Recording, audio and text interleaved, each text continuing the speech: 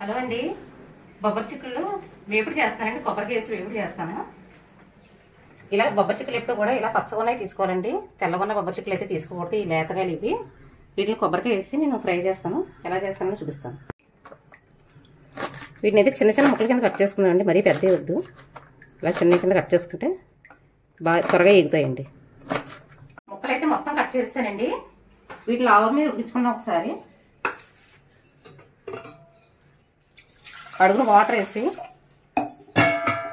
పైన ఈ గిన్నె పెట్టుకోవాలండి. ఇవి ఆవిరి మీద ఉడికించుకుని తర్వాత వేపుకుంటే త్వరగా ఎగుతాయండి. కుక్కర్లో వాటర్ వేసేసి ఉడకబెట్టుకుంటాం కదా, నీళ్లు పారించకూడదు. అలా అయితే ఇందులో ఉన్నది ఏమీ ఉండదండి.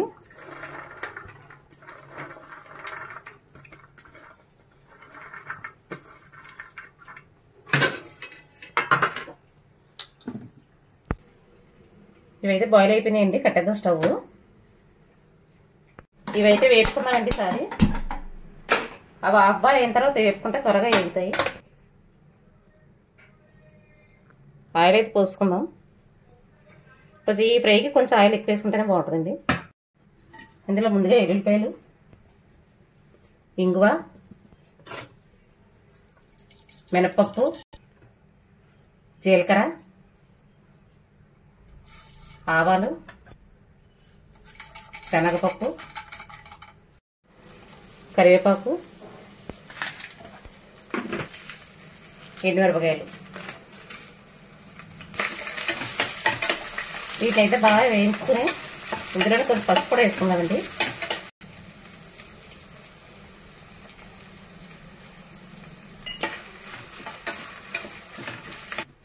పోపు అయితే ఎగిపోయిందండి. ఈ బాయిల్ అయిన ముక్కలని అందులో వేసుకుందాం. ఇదిగోండి హాఫ్ బాయిల్ అయింది కదా, ఇవి ఇందులో వేసుకుంటే త్వరగా అయితే మగ్గుతాయండి.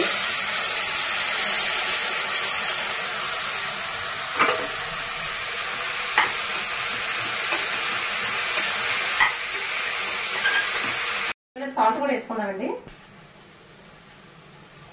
వేగిన తర్వాత సాల్ట్ వేసుకోవాలి, లేదంటే వాటర్ దిగిపోద్దండి. మరి ఇది వేగేలోగా కొబ్బరికూర కూడా మనం కూరేసుకుందాం. ఇందులోనే కొబ్బరికూర కూడా కూరేసుకుందామండి. ఇప్పుడు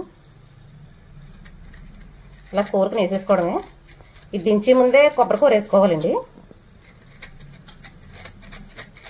ముందుగా వేస్తే మాడిపోద్ది. మనకు వేపుడు అంతా ఏగిపోయిన తర్వాత వేసుకుంటే బాగుంటుందండి.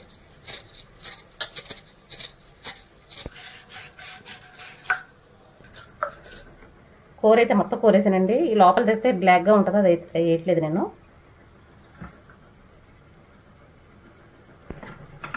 దీన్ని అయితే ఒకసారి బాగా కలుపుకొని కొంతసేపు వేపుకుందామండి దీన్ని అడిగిని. ఫ్రై అయితే రెడీ అయిపోయిందండి. బాగా వేగిపోయిందండి. అంతేనండి, బొబ్బరి చిక్కుళ్ళు కొబ్బరికాయ ఫ్రై అండి. నచ్చితే లైక్ చేయండి, సబ్స్క్రైబ్ చేసుకోండి.